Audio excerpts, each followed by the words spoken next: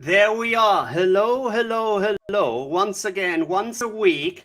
Here's the dynamic trio. We're just missing one person. It's Pierre. He's on not vacation. He's enjoying a decent, celebration party. So, Pierre, enjoy yourself.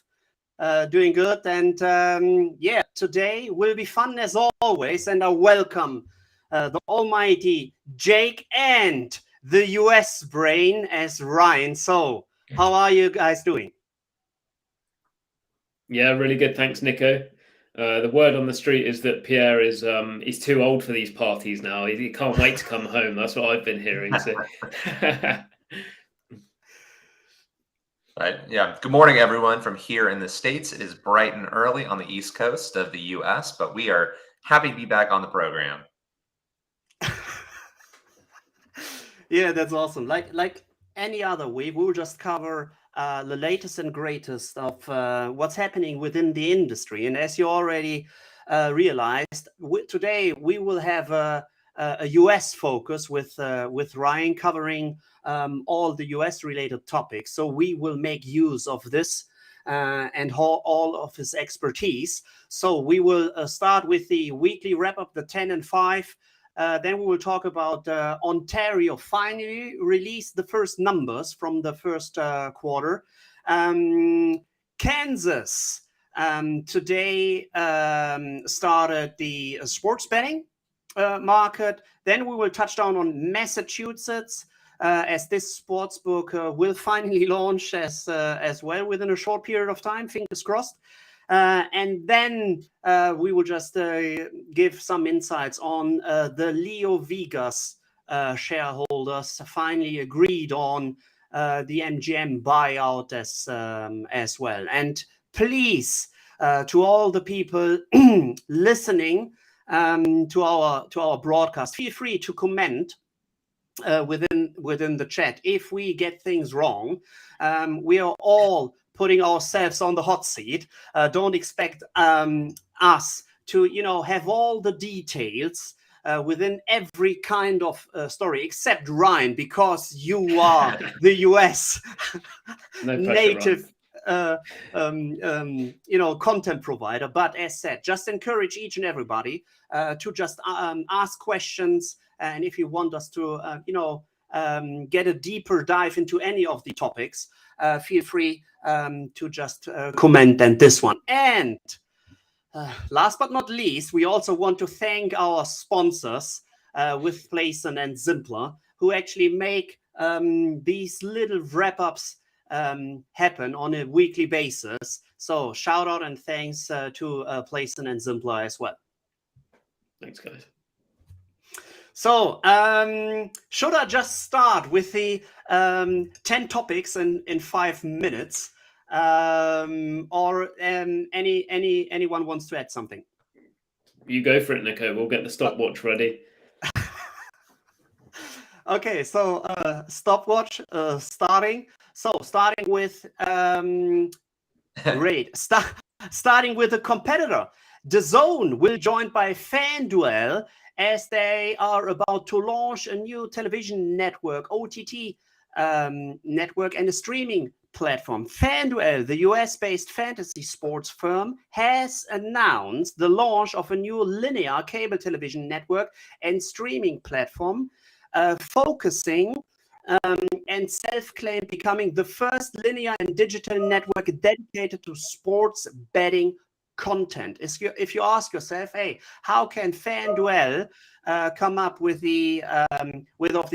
all the contents? They signed an agreement with Sports Radar, but as stated, they will be purely focusing on sports betting related contents. Staying in the US, the New Jersey court has killed a state law giving millions in tax breaks to Atlantic City casinos, as it called the former loophole in the tax unconstitutional. So what has happened?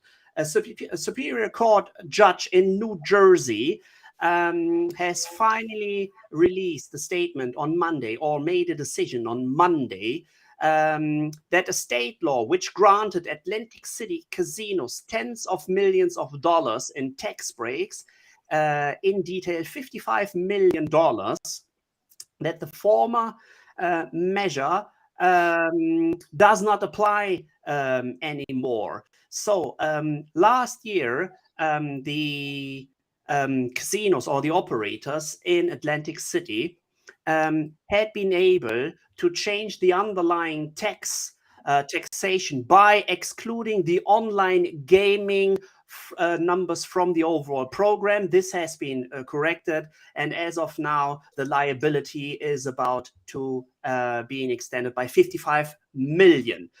Then Profit launches or has launched their first US regulated sports betting exchange, which we're quite aware of, competitor as Betfair, etc.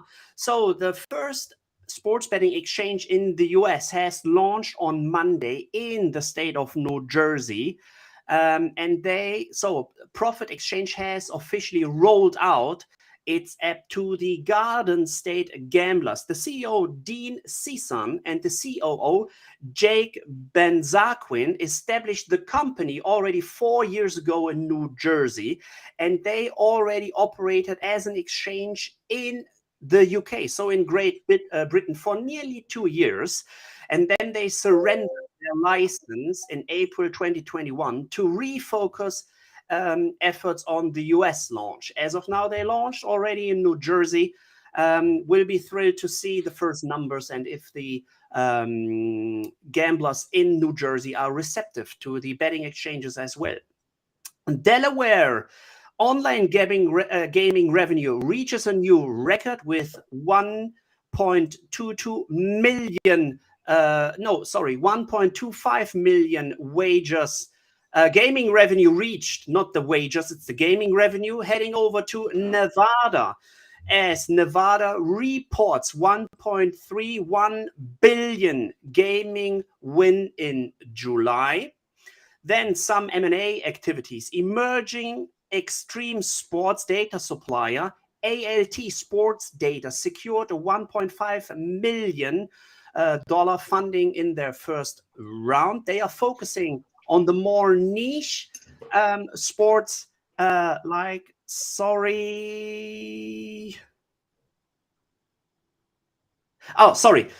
motorsports, endurance, and within all the action sports.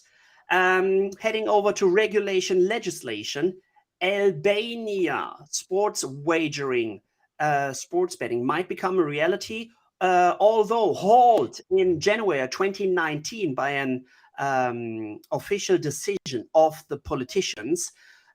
All efforts to legalize sports betting in Albania has been declined with a decision back in 2019, as it turns out.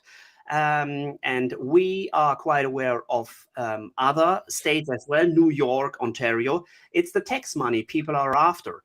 And that's why even supporters of Albania sports betting become a reality are now ditching or pitching for sports betting becoming reality as well.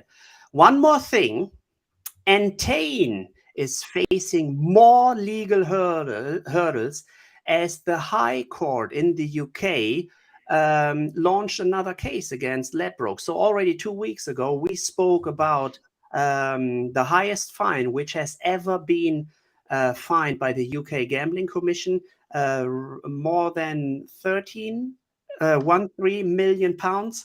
As of now, a high-staking bettor named Simon Rose has placed another lawsuit against this one as well. And last but not least, final statement, ATG is charged 2 million Swedish crowns by the regulator Spelinspektionen in Swedish for self-exclusion not working. So these are the 10 topics in 5 minutes. As like always, it worked just perfectly out.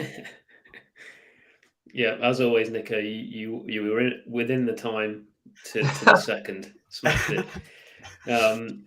We don't need to talk about anything now with such a comprehensive roundup. Me and Ryan can pack up and go home, I think. But I also wanted to just say a quick hello to everyone in the comments. It's great to see, people commenting from all over the place. We've got Lars from Sweden, we've got Liga from Latvia, we've got Bernd from Berlin, and plenty of people tuning in from Malta as well. So thanks as always for listening, guys, and for your support.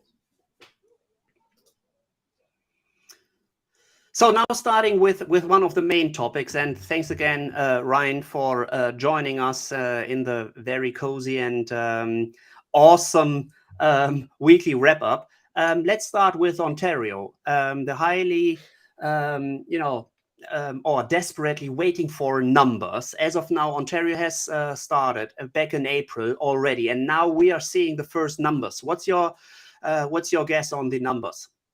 Yeah, so we're getting a kind of a glimpse here. So you can see in the bottom line, if anyone who is watching it along with it, it's $3 billion US in combined online sports betting, online casino, and poker handle, essentially, which is about $4 billion Canadian with it. And again, this is one of the frustrating things is, as you touched on, not only have we waited a long time for this, sports betting and iGaming launched April 4th for commercial operators. We're also now only getting kind of a taste of what's actually going on with it. So it's a bit frustrating there. Now, again, we'll see that.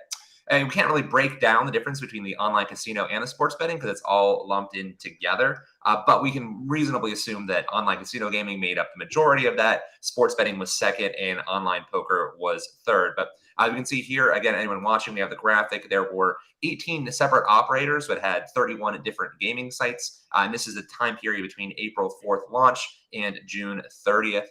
There's actually been more since that time. We've got a pretty wide open market there. We're still a little bit under 500,000 separate player accounts. And to make sure, clarify that is player accounts, not players. So realistically, most players probably had multiple accounts. So it's fewer players. But again, roughly 500,000 separate accounts created across these 31 different gaming sites. And the average monthly spend was $113 Canadian, which is roughly about $86 US average spend per account per month. So those are kind of the high level looks at it. Again, it's very frustrating that we really don't have the complete picture of all this. It's we're looking at, again, the gaming revenue, which is not total gaming revenue, which is not gross gaming revenue. We don't have an idea of individual operator breakdown, which would have been a really important one. This is a very big market for the Score bet based in Ontario, as well as Bet365, which had been operating without a license in Ontario for a long time. Those are two big ones we're looking at, as well as the big US companies. So we still don't have a very clear picture there. But I mean, again, Nico, it's nice to have something here where maybe hopefully we can build on a more detailed report going in the future. The regulator, or excuse me, the organization behind these numbers, it was not the Ontario government, it was a separate entity, said that they're hoping to do quarterly reports, hopefully with some more details going forward. Yeah, exactly. It's good to finally see some numbers coming out of Ontario, and obviously the regulator in iGaming Ontario's, look to put as positive a spin as possible on these figures. I think the board chair for iGaming Ontario, Dave Forrestal, said, "Our aim is to be the best gaming jurisdiction in the world, and these positive results are an early sign that we're well on our way." I mean, he would say that, right? But I think some others have kind of pointed out that actually these numbers are a little bit disappointing, considering the expectations of what we were going to see from Ontario. Its population is just under 15 million, if I'm right, which is obviously huge for all North American states by comparison. And I've got a graphic in front of me here of Q2 sports betting and iGaming revenue combined. And as we just saw there, Ontario reported sort of 124.4 million.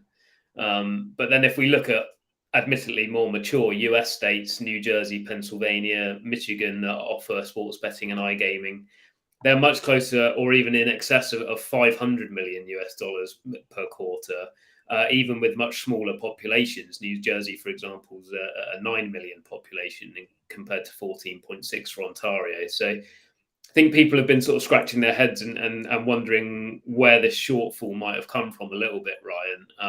There's a couple of different potential reasons for that. Do you have a view on it? Yeah, and I'm always, again, I'm more of a glass half full person to begin with.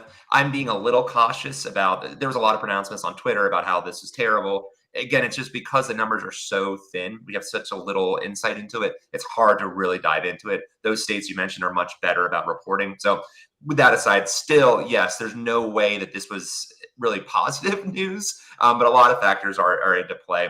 You have that it's a new market. It's just starting out.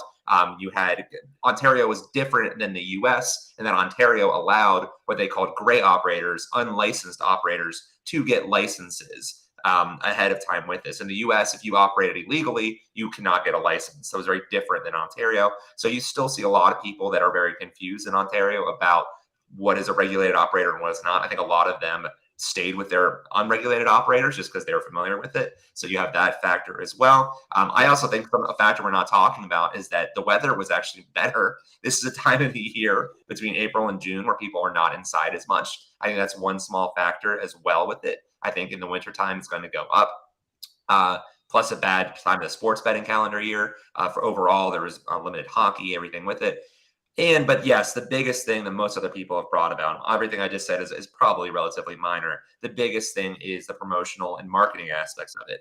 Ontario is much, much more stringent on promotions, free bets, marketing, advertising than compared to their US counterparts. And that's a big part of it as well, especially when you had a really thriving and existing gray unlicensed market. So people don't really know what's going on. They don't have necessarily an incentive to switch over. I mean, in the US, and for New York, for example, Caesars was offering a $3,000 risk-free bet.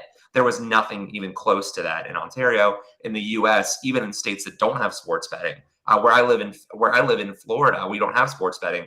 FanDuel is advertising every other commercial, and we don't even have sports betting here. In the US, when you are in a sports betting state, it is everywhere. It is every targeted ad. It is every billboard. It is everything. So Ontario doesn't have anything close to that. So that is a huge factor. These advertising, the reason these companies spend hundreds of millions and really billions. DraftKings announced it's lost more than $3 billion, mostly through marketing and promotions. The reason they do this is because it works, at least to varying degrees, but it does work. That is why we have ads. So without the ads, without the promotions, without the free bets, you can see that it's not going to attract as many people to the regulated market. And I think the numbers are starting to show that. Yeah, for sure. And like you've pointed out, it's early days, so we should probably take this with with a pinch of salt. I think the regulators are still trying to work things out, as are probably some of the operators in the territory. But yeah, that point about marketing is a really good one. And just to go into the sort of specifics of the regulations a little bit, I think operators are allowed to provide bonuses, but they're not allowed to advertise them anywhere except for on their gambling websites. So like you mentioned New York, for example, Caesars would have had that on billboards, on television, everywhere consumers could look, basically. But unless you're actually hunting out gambling in Ontario, you're unlikely to see what those major bonus offers are, even though I think there is still quite a lot of above the line advertising, as we call it, that consumers are already sort of is grating on some of them, I think. I guess one more point to make on Ontario is the Ontario Lottery Corporation, right, which was live in the market previously before it was regulated, to my knowledge, and that obviously has a huge amount of iGaming consumers, I would imagine, but those numbers aren't reported in the official iGaming Ontario figures that we saw for the first quarter. So maybe that's having an impact as well. Yeah, potentially too. It's again, these numbers are so limited, so it's hard to make these big sweeping projections. Yep, the lottery not doing it. The lottery was able to launch, like you said, ahead of time than the commercial operators, so that could be a leg up. I don't think they're going to be that big a player. I think your established brands are going to do more, but yes, having a lottery is a big aspect of it too. So again, we're hoping that for the next report, we get just a more detailed and clearer picture. I'm not holding my breath that we get the operator by operator breakdown. That would be really the most important thing with it. But yeah, so not exactly the best news, I would say, from Ontario. But again, I'm being cautious right now because we just don't have a full picture. It's still early. And yeah, as you said, there's a lot of caveats going on with it. Sure.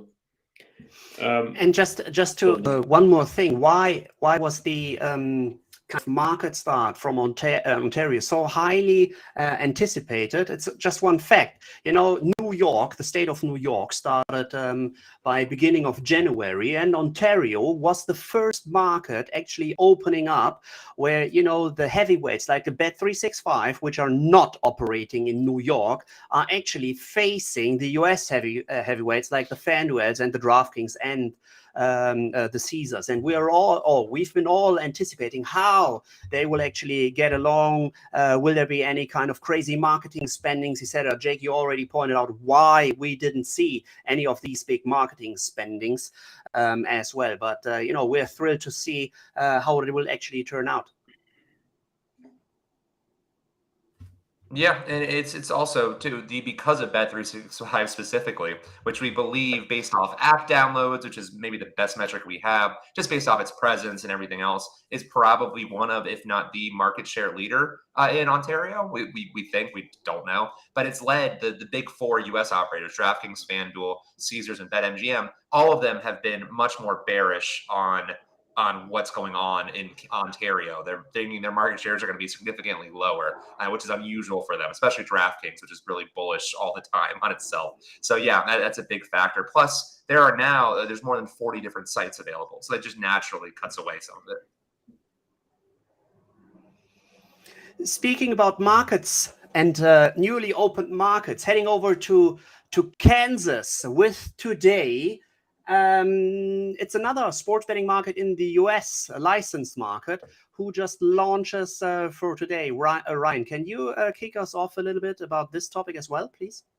Yeah, so Kansas, it's big news for a couple of reasons. It's not a particularly hugely populated state, but it's impressive that one, it is going to take the record as quickest turnaround from the law being passed and signed into law to first bet, which is really impressive. It's in the U.S. It has ranged from Kansas was at the record at about 3 or 4 months, and it's gone all the way up to 2 years. So that process, the regulatory process, has been really, really quick in Kansas. So they deserve a round of applause for doing that so quickly. So we're excited about that there. And then also, you know, it puts up another state in the kind of the middle of the country. So maybe a little bit more pressure on Missouri, which is a little bit more, has more population, some bigger cities. It's just, you know, so it's a nice little piece there. And it's the first state to pass a bill this year to then start sports betting. That's big too. Massachusetts, Ohio, other states we're still waiting for, Maryland, but so Kansas, you know, good job for them there. And then other note on them as well is that they are going to have a lot of the big operators.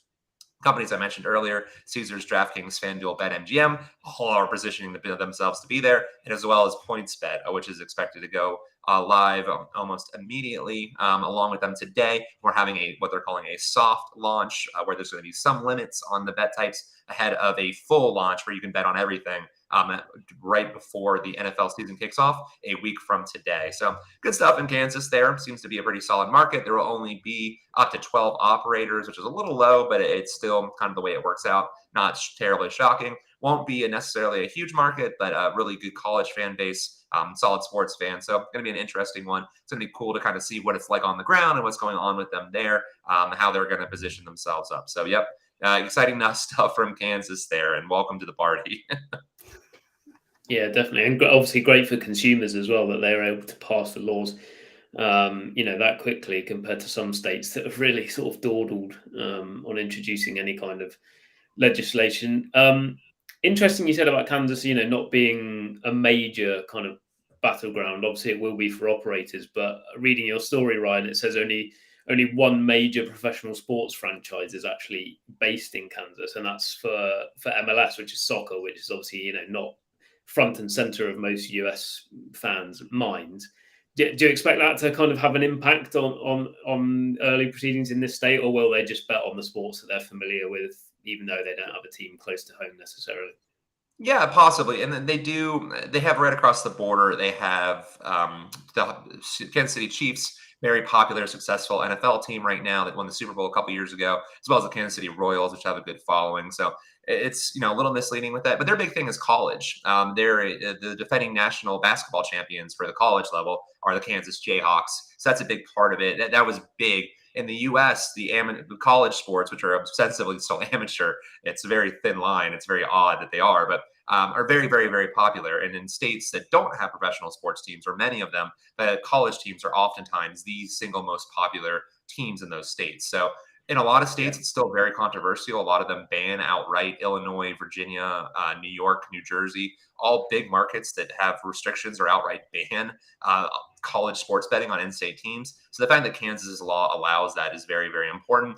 We should expect to see a lot of bets on those teams as well. And yeah, we'll see some people from it. It is interesting, though, too, also to your point, Jake, that one of the interesting components of Kansas is that Kansas splits the city of Kansas City, which is actually, it's very complicated, but Kansas City is in Missouri. There is also a Kansas City, Kansas. They are basically the same city, separated by a state border. And there is a huge crossover population daily where people from Missouri and Kansas are crossing the state line every single day.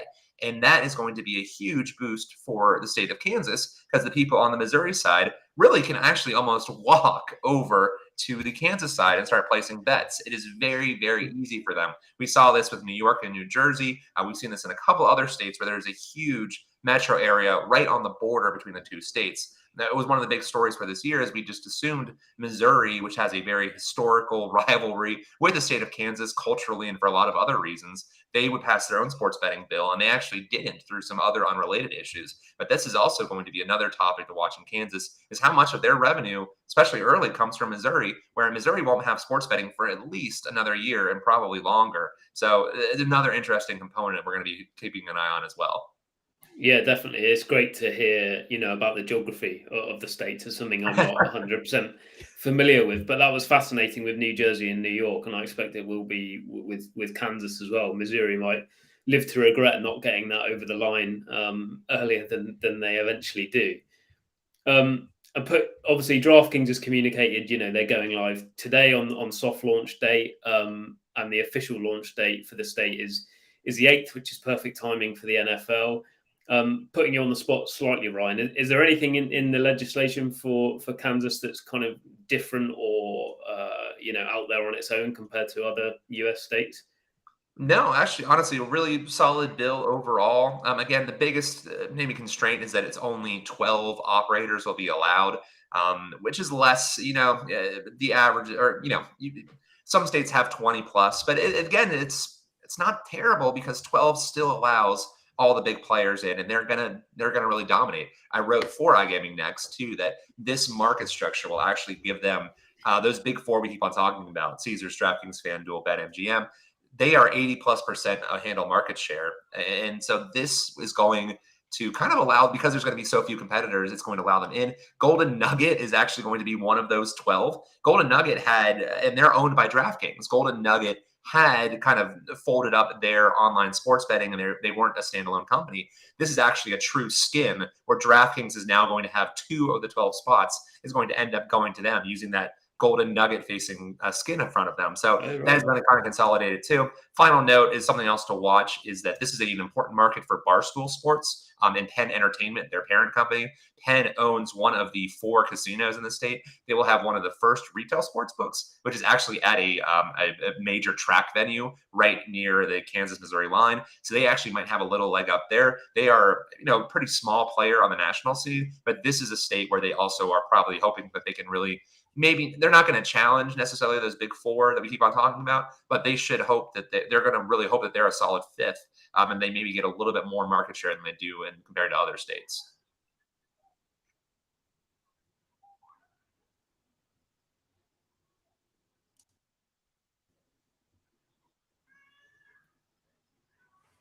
You there, Nico? Yeah, I'm still there. So, and as you already pointed out, we've seen this kind of, close to or neighbor states.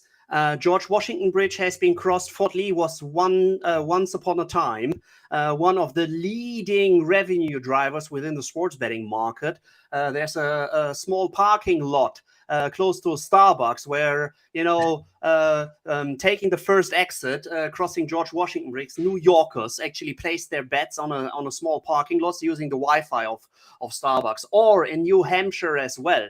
And as soon as the state of New York actually started, you know, with their own sports betting, each and everybody was assuming New Jersey numbers going down, as they were expecting roughly 20-25% of the New Jersey numbers originating from New Yorkers. Actually, the numbers didn't go down. You know, history repeats itself. And as you pointed out, you know, we will just see some interesting numbers from Kansas as well. And what obviously does the trick, starting the regulated market just before NFL start as well, which will be next week on Thursday, if I'm not mistaken, by the 8th of September. But we also have another state lined up, with Massachusetts as well. Can you walk us through that a little bit as well, Ryan, please? Definitely. Yeah. So Massachusetts is going to be a really big one. It's been one of the states that we've been watching for a long time. Excuse me. Sorry about that. It's a state we've been looking at for a while here. Bigger population, professional sports teams, high income, high education levels, all things that are really, really big into correlating positively with sports betting participation. Now, unfortunately for Massachusetts, they passed their bill pretty late in the year overall. They are not going to have sports betting by kickoff. We're not sure how much of the NFL season they're going to get. They might only get a small portion of it. It's still probably going to be about 6 months from now, but really just a huge piece of the puzzle. Again, you know, we love all 50 states over here, but not all of them are equal in terms of population, in terms of a lot of other factors. So Massachusetts is a really big one. They are going to have up to 15 licenses, 3 of which are going to go to BetMGM, WynnBET, and Barstool Sports. The other 12 are sort of up for grabs, and we're kind of following along with those. We saw earlier this week that a couple companies had already submitted interest. We saw this morning that it's now up to 40 companies that want a piece of the sports betting puzzle here in Massachusetts, which is not surprising. Everybody wants this one. It could be one of the highest per capita markets in the U.S. They have one of the highest per capita lottery consumptions in the U.S. Different demographics, obviously, but there's a huge appetite for sports betting, again, with these professional teams, with everything else. And so, you know, there's going to be a lot of interest. We'll be following along with them closely and trying to find out that, you know, the big piece of the puzzle. Who are those other 12 operators going to be? And they're going to, you know, hopefully they're going to do very, very well. Yeah. And that's the interesting thing for me, is that, like you said, everybody wants a slice of this pie, from, you know, the big guys with that 80% combined market share, but also to those potential disruptors. I think you said there was 15 licenses available, Ryan. Does that mean some people are gonna miss out here? Absolutely. We're going to have some companies that really, really wanted to get in that are going to be left out. Now, we're also looking too, we saw today, so Bet365 applied in Massachusetts. It has been very selective about the states it applies in. So that's going to be a huge question mark. Bet Fanatics, which is one of those companies here, which has been kind of rumored in the background, a major sporting good retailer in the U.S. that's now pivoting to sports betting as well. They have also expressed interest in Massachusetts. So are they going to jump in? And then, of course, we have DraftKings, which is based in Boston, Massachusetts. It's going to be there. FanDuel, the U.S. market share leader by gross gaming revenue and handle. Caesars, which has spent its way into every market it can. PointsBet, which has been very aggressive. Rush Street Interactive's Bet Rivers, which has been very aggressive. Other companies, including Hard Rock, Mohegan, the Mohegan Sun, which operate one of the largest casinos in the world, operates next door in Connecticut. They're applying for a sports betting license that we saw this morning. So there's going to be a lot of players. These are just a couple off the top, many more. Better, the Jake BETR, the Jake Paul micro betting site was one of the first to apply as well with it. So it's going to be tough. This is the Massachusetts sports betting bill is kind of, to your earlier point, Jake, asking, is there anything different? This bill is different in that it allows the state regulators way more autonomy than almost any other state has allowed. This was the idea for lawmakers, was essentially to kind of punt or kick it over to the regulators. They wanted to let them make the decisions, if, you know, however it's going to work with it. So they're going to have a really an unenviable task of picking these 12 companies that are going to get in. It is not going to be easy. Also want to note that so again, 15 total, 3 of them, BetMGM, Wynn, Barstool, that is because of their affiliations with land-based casinos. They also, each of them, MGM, Penn Entertainment, and Wynn will get to choose who the second, who a second skin or license goes to. It's possible that they use, brand something else. So MGM, for example, has 2 skins in New Jersey. They use BetMGM and then Borgata brand. So it's possible that they do something like that where they keep it in-house, but more likely what we see in other states is they sell or make an agreement to ostensibly a competitor or a rival in exchange for either a flat fee or more likely a slice of revenue or what have you. So it seems that they're going to probably do something like that, but just also something to keep an eye on. There are 7, then 1 license each goes to a partner with one of the horse tracks or race tracks in the state. Then we'll have 7, what we would like to call wild card on top of it. So a lot of numbers and math there, but just other things to keep as we look at the factors for it. But bottom line, anyone listening, it is going to be a really coveted market, and it's going to be very hard to get in. And we're going to have a lot of companies that are going to want to get in Massachusetts. Yeah, we're always learning something when you're on the pod, Brian, because these complexities of market access deals and skins and everything, that's where it kind of goes over my head a little bit in the US. So good to have you on. And yeah, for sure, some are going to miss out, which is interesting. But especially interesting there is what you said, that some operators, those 3 operators, could potentially sub-license their rivals into the market in exchange for a kind of a fee. Kind of increasing competition for themselves, obviously in a kind of lucrative way, which is good. Also, you mentioned Better with Jake Paul. I wonder, would they be one of the companies to miss out here? I don't think they've actually taken a US sports bet yet, have they? So Better has not been licensed in any state. They've also only applied for Ohio, which is another state set to launch. They're going to launch in January. I think they're facing a bit of an uphill battle just because they haven't been licensed anywhere else. And it's going to be one of the many criteria that the regulators look at. It's going to be tough for them. If they get in, that would be a huge win for that company. So we'll see. They'll make their case. They're gearing up. They have the finances, but it's just going to be really an uphill battle. Again, what I'm looking for is this where Bet365 like that gets to really kind of use its muscle to jump in. It's only live in 2 states, New Jersey, and then it launched today in Colorado. That's going to be a big one, and as well as Bet Fanatics. Are they able to maybe dislodge a second tier or whatever US company for a new one? Bet365 did not earn a sports betting license in New York, even though it had applied and had kind of geared up and had really expressed an interest in the New York market. So we'll see. If they get denied in Massachusetts, that's another blow. They obviously, as anyone in Europe knows, have the resources, have the reputation, the product, everything with it. Just they have been very, very slow in the US. And we kind of, in the industry, we're kind of waiting to see when do they make their move, or if they make their move, because they are one of the few companies with, again, the financial resources and the tech, the interface to really kind of disrupt the status quo in the US. So those are 2 of the big ones that I'm looking at more specifically in Massachusetts. So you just touched on a topic which is breaking news at Bet365. They just launched today in Colorado as well. Jake, you just mentioned this during our prep call. So is there anything we can already state about this, or is this way too hot? I've not looked into it. I think it literally happened as we came on air today.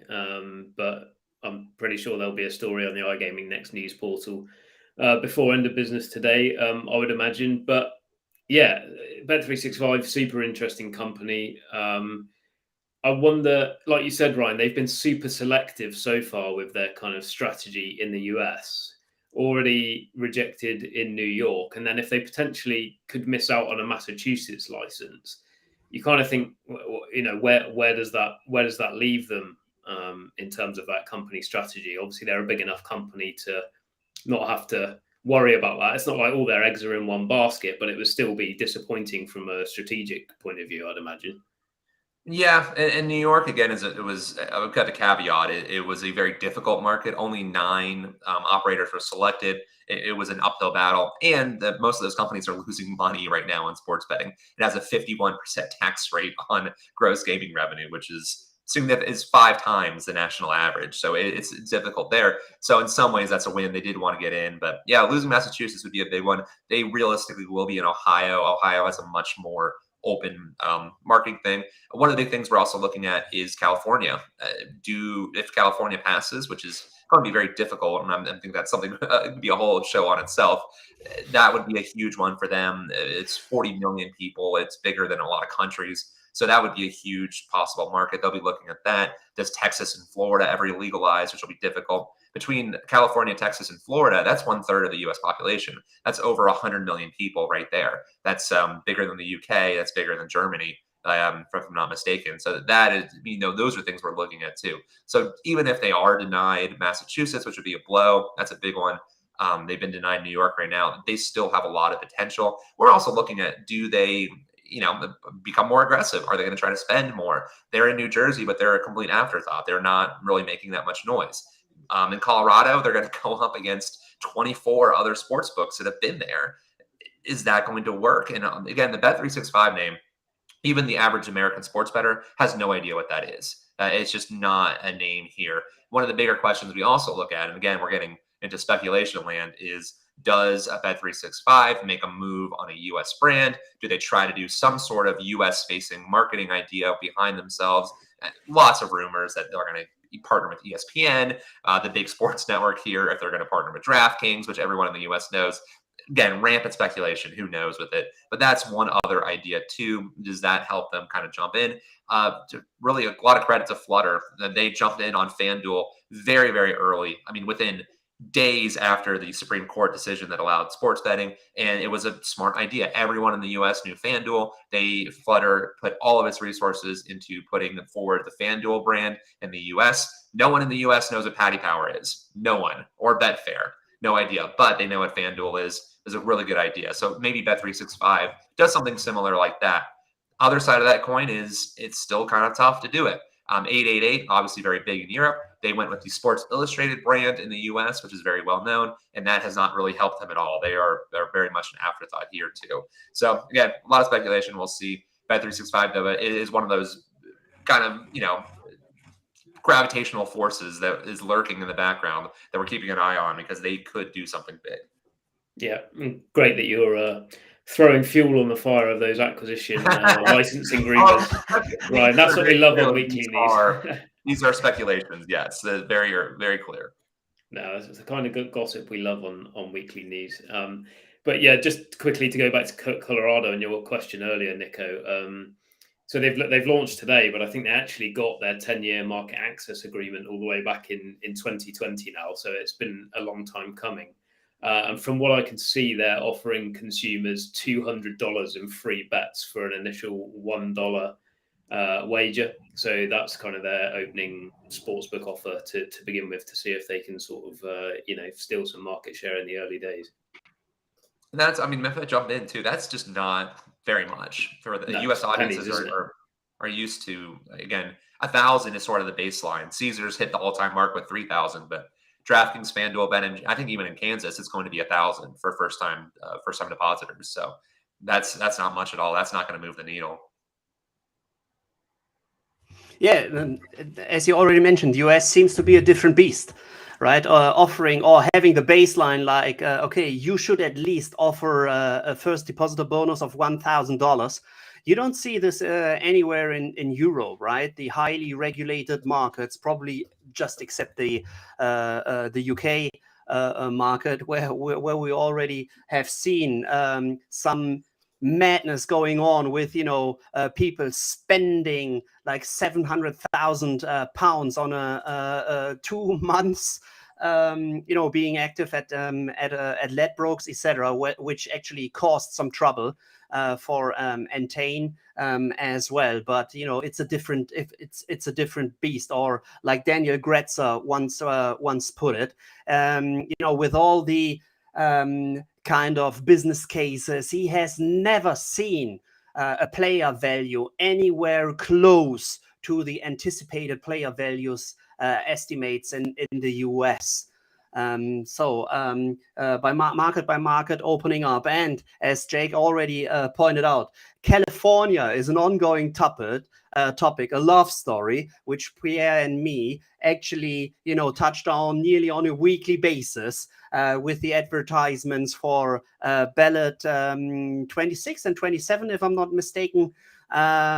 So we will for sure see until November, until the final vote will come up, some further madness for California as well. Just, aligning their troops and getting their troops in order to vote either for 26 or vote for 27 as well.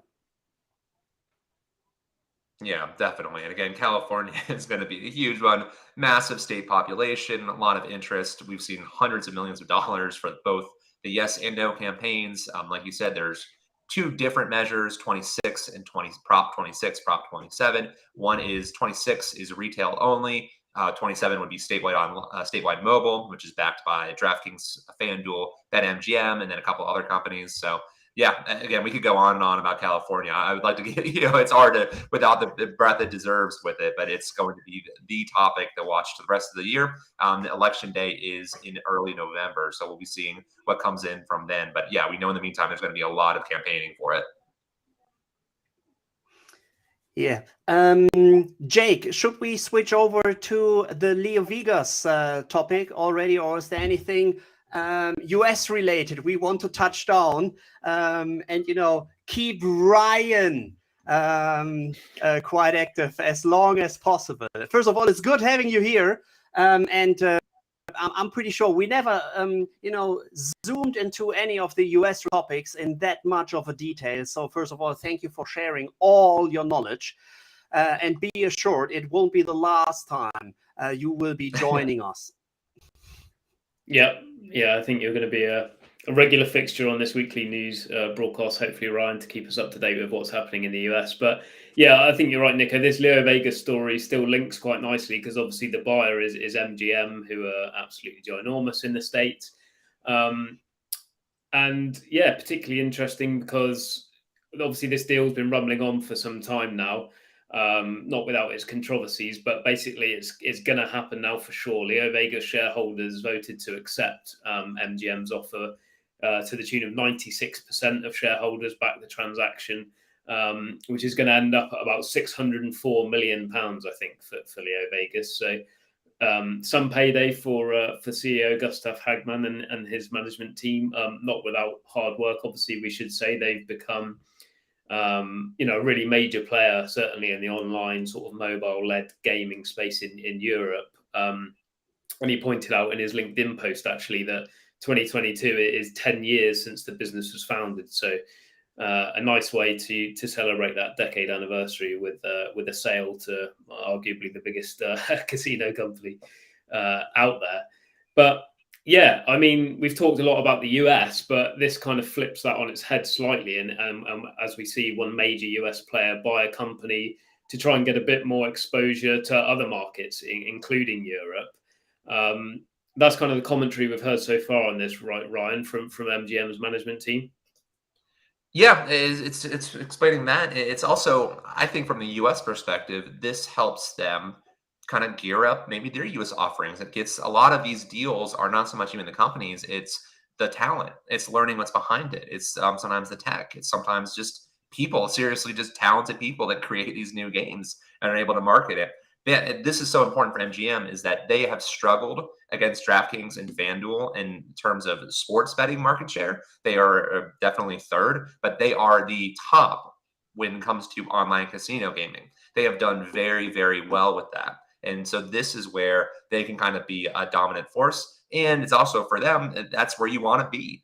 Online casino is so much more lucrative than sports betting. And in reality, in the US, most of what they're trying to do with these sportsbook operators is to try to get you to become an online casino gaming player. Now, online casino gaming, your slots, your blackjack and roulette and all that is much, much more controversial than even sports betting. And in the US, sports betting legalization is very controversial. So It's been much harder. We only have about 6 or 7 states, and with different laws and all that, only a handful that have allowed online casino gaming, where we have 30 plus of sports betting. So this is where I look at that as well from just the US perspective, is that this gets them another idea of an increasing footprint for online casino gaming, which again is going to be has been already very successful for MGM, and could be, help them cement themselves as the online casino gaming leader in the US.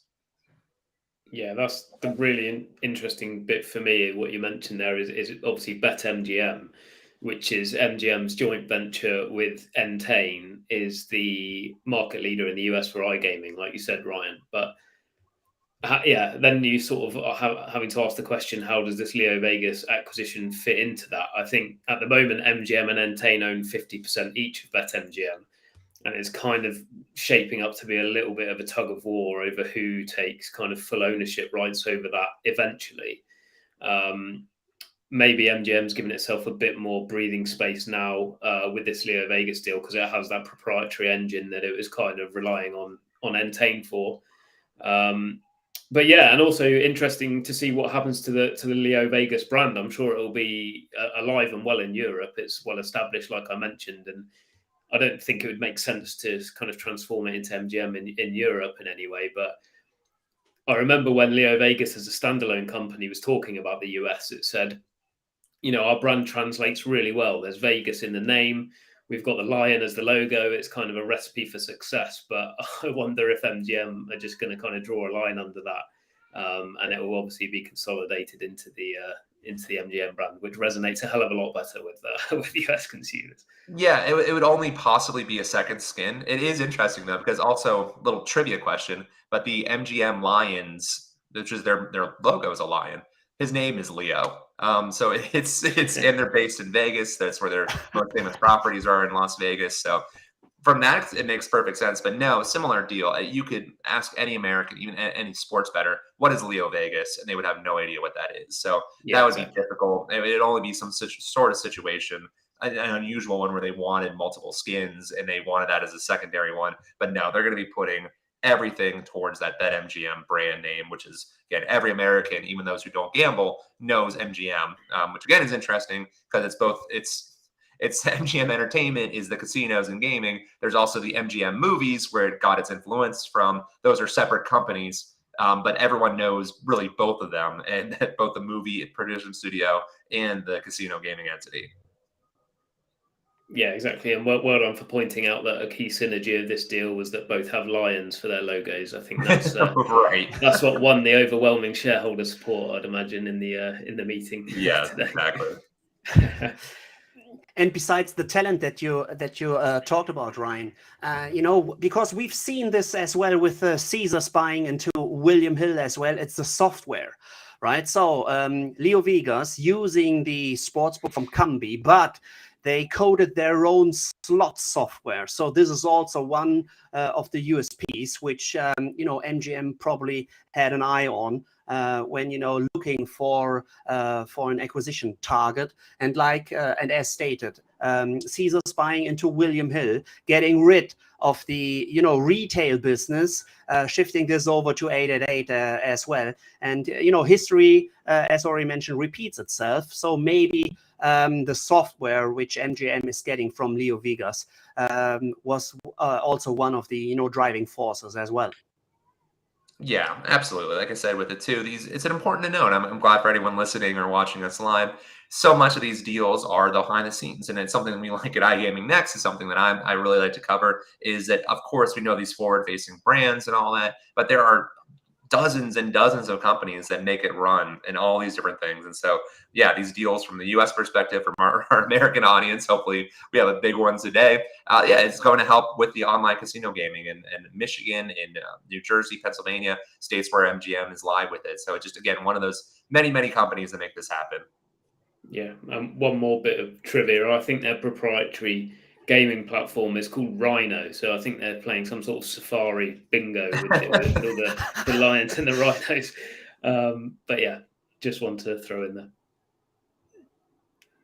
Cool. Any further topics for this week's gaming wrap up? Not from me. Okay, Got so then everything it's I need. one more topic from my end. One more topic from my end. Today, the updated whitelist for German licenses, slots licenses, has been released. Yeah, following the roots of the article of Sonja, which claimed that the main or most of the licenses have been giving out to Gauselmann or Novomatic, which are the market leaders in Germany, Gauselmann, Novomatic in Austria. And guess what? Who got the 9th license in Germany? It's Sonnenspiele.